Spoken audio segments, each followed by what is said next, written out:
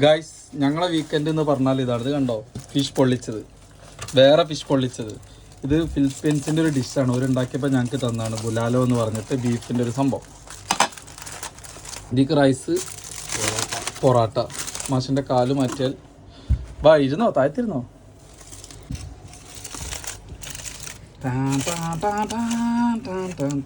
പറഞ്ഞോ, തിലാപ്പിയല്ലേ ഫിഷ്?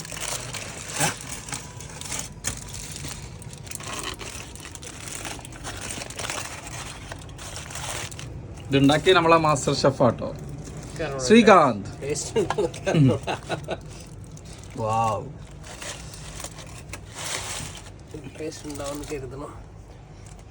കൈയിടട്ടെ.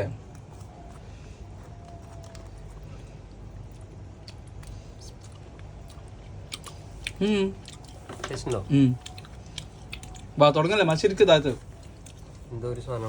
പൊറോട്ട അതിലേക്കാണ്ടാണ് തുടങ്ങിയാലോ, പക്ഷെ മുള്ളത്തൂല. പൊറോട്ട ഉണ്ടെന്ന് പറഞ്ഞിട്ടില്ല, പൊറോട്ട വേണമെന്ന് പറഞ്ഞിട്ടാ ഞാൻ ഇങ്ങനെ ആക്കി. ഗൈസ് ഇത് പൊറോട്ടനുള്ളിൽ ഇങ്ങനെ ഒരു പീസ് വെക്കണം. അത് എങ്ങനെ പിടിച്ചില്ല, എന്തൊക്കെയോ ടേസ്റ്റ് ഉണ്ട്. ടേസ്റ്റ് ഉണ്ടോ? പൊളി, വേറെ ലെവൽ.